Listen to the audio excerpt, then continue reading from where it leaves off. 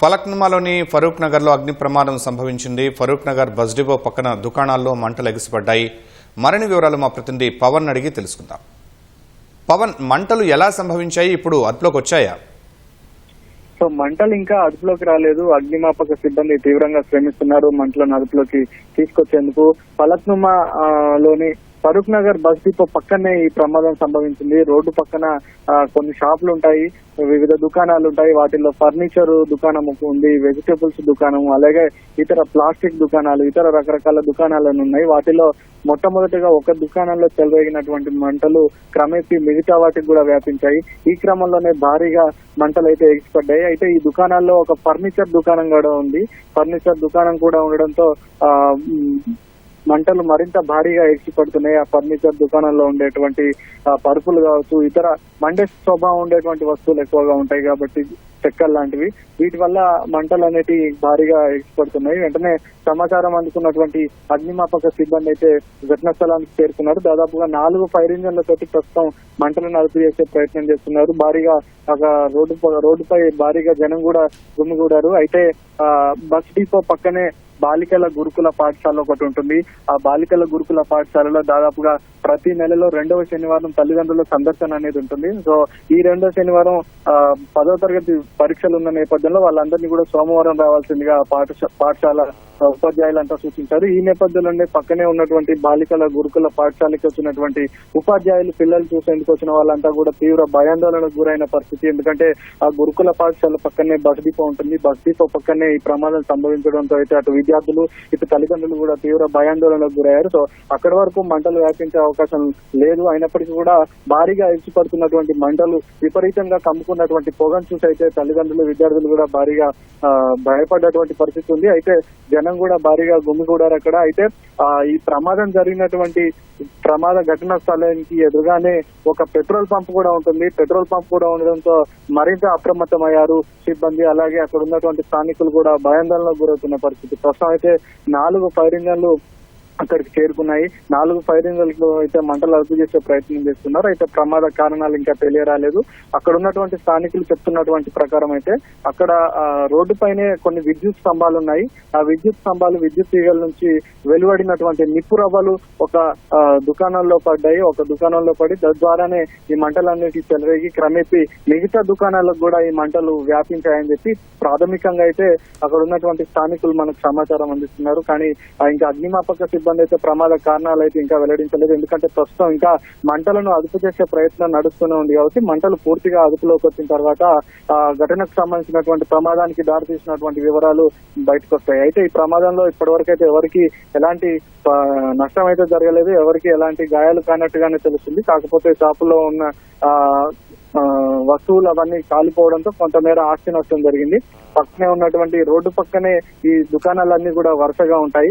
ఒక దాంట్లో వ్యాపించినటువంటి మంటలు క్రమేపీ మిగతా దుకాణాలకు కూడా వ్యాపించాయి. సో ప్రస్తుతం అయితే మంటలను ఆర్పుతున్నారు అగ్నిమాపక సిబ్బంది, పోలీస్ శాఖ సమన్వయం చేసుకుంటూ ప్రస్తుతం అయితే 4 ఫైర్ ఇంజన్లతో మంటలను అదుపు చేసే ప్రక్రియ అయితే కొనసాగుతుంది. ఘటనా స్థలానికి ఫైర్ ఇంజన్లతో పాటు వైద్య ఆరోగ్య శాఖ సిబ్బంది కూడా చేరుకున్నారు, అంబులెన్సులు కూడా చేరుకున్నాయి. ఒకవేళ ఎవరైనా గాయాల పాలైతే వెంటనే వాళ్ళకి ప్రథమ చికిత్స అందించి ఆసుపత్రికి తరలించేందుకు ఇటు అగ్నిమాపక సిబ్బందితో పాటు వైద్య సిబ్బందితో పాటు పోలీసులు కూడా సమన్వయం చేసుకుంటూ అయితే ప్రస్తుతం మంటలను అదుపులోకి తెస్తున్నటువంటి పరిస్థితి అయితే కొనసాగుతుంది. పవన్, ఇంకా ఎంతసేపు పట్టొచ్చు ఈ మంటలను అదుపులోకి తీసుకురావడానికి? పూర్తిగా ఎంత ఆస్తి నష్టం సంభవించిందని మీరు భావిస్తున్నారు? ఆస్తి నష్టం తక్కువగానే ఉండొచ్చు. ఎందుకంటే రోడ్డు పక్కన ఉండేటువంటి చిన్న చిన్న దుకాణాలే ఇవి కాబట్టి పెద్దగా ఆస్తి నష్టం అయితే జరగకపోవచ్చు. ఈ ప్రమాదం జరిగి కూడా ఒక 20 నిమిషాల నుంచి అర్ధ గంట అవుతుంది.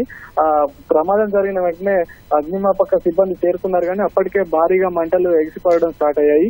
అయితే దీంట్లో ఫర్నిచర్ దుకాణం ఉండడంతో వాటికి మండే స్వభావం ఎక్కువగా ఉంటుంది కాబట్టి ఆ పరుపులకైనా లేదా అందులో ఉన్నటువంటి చెక్కలకైనా వుడ్ వర్క్స్ కి సంబంధించినటువంటి సామాన్లు ఇవన్నీ ఉంటాయి కాబట్టి మంటలు అనేవి భారీగా ఎగిసి పడుతున్నాయి. ఈ నేపథ్యంలోనే ఇంకొంత సమయం, ఇంకొక 20 నిమిషాల నుంచి అర్ధ గంట వరకు కూడా పట్టే సమయం అయితే ఉంది. మనం చూడొచ్చు విజువల్స్ లో మంటలు షాప్ లోపల ఎలా మంటలు ఎగిసి పడుతున్నాయి అనేది. మరి కొంత సమయం పట్టే అవకాశం అయితే ఉంది మంటలు అదుపులోకి రావడానికి. పవన్, ఈ ప్రస్తుత దుర్ఘటన దృష్ట్యా అగ్నిమాపక శాఖ కూడా ఇంతకు ముందు కూడా ఎన్నో హెచ్చరికలు చేసినా కూడా ఎవరు పట్టించుకున్న పాపాన పోతున్నట్టు కనిపించడం లేదు, పెడచెవిన పెడుతున్నట్టే అనిపిస్తోంది, అజాగ్రత్తగా ఉంటున్నట్టే అనిపిస్తోంది. ఎండాకాలము జాగ్రత్తలు చెప్పే పనిలో ఫైర్ సిబ్బంది ఉన్నారా? మీరు చెప్పింది వాస్తవం. ఎందుకంటే ఇటీవల జరిగినటువంటి అనేక ప్రమాదాల్లో కూడా అది తేటతెల్లమైంది. ఎందుకంటే నాంపల్లిలో జరిగిన బచ్చాస్ ఫర్నిచర్ లో జరిగినటువంటి అగ్ని ప్రమాదం జరగవచ్చు. చూసుకుంటే కనుక ఆ ఘటనలో దాదాపుగా 5 అమాయకులు ప్రాణాలు కోల్పోయారు, ఆ మంటల్లో కాలిపోయారు.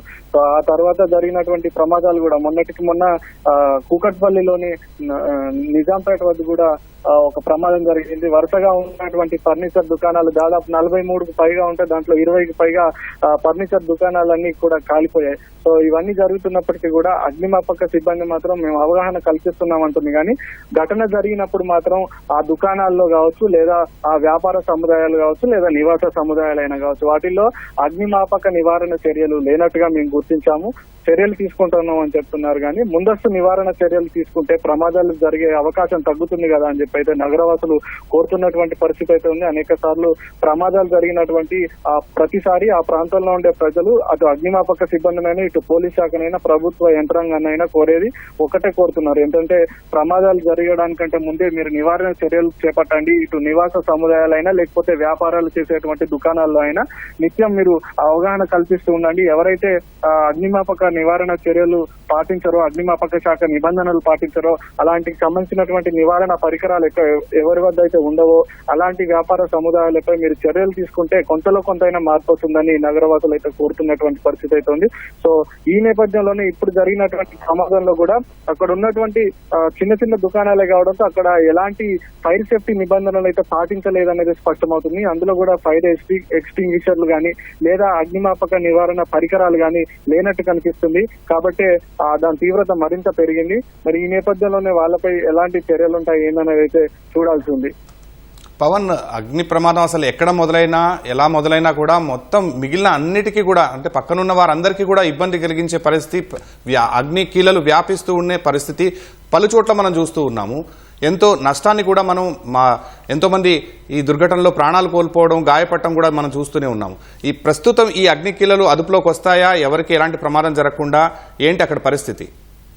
సో ఇక్కడ అదృష్టవశాత్తు ఈ దుకాణాల పక్కన ఎలాంటి నివాసాలు లేకపోవడంతో మనకు ఒక పెద్ద ప్రమాదం తప్పిందని చెప్పుకోవచ్చు. పక్కనే ఎలాంటి నివాసాలు భవనాలు లేకపోవడంతో అయితే అక్కడ జనాలు అయితే ఉండే పరిస్థితి లేదు. కాబట్టి ఎవరికి ఎలాంటి గాయాలు అయితే కాలేదు ఇప్పటి వరకు. ఒకవేళ ఇదే పరిస్థితి నివాసాల మధ్య జరిగితే కనుక ఈ ప్రమాద తీవ్రత మరింత పెరిగి ఉండేదని అయితే మనకు అక్కడ విజువల్స్ లో చూస్తుంటే స్పష్టంగా అయితే అర్థమవుతుంది. కాకపోతే దీనికి పక్కనే ఒక బాలికల గురుకుల పాఠశాల ఉంటుంది. సో ఇవాళ పిల్లల్ని చూసేందుకు సందర్శన కోసం వచ్చినటువంటి తల్లిదండ్రులు అయితే వాళ్ళంతా భయాందోళనకు గురవుతున్నారు. ఎందుకంటే తమ పిల్లలు అది బాలికల వసతి గృహం కావడంతో అయితే దాదాపు 5వ తరగతి నుంచి ఇంటర్ వరకు కూడా పిల్లలందరూ ఉంటారు. దాంట్లో 1500 నుంచి.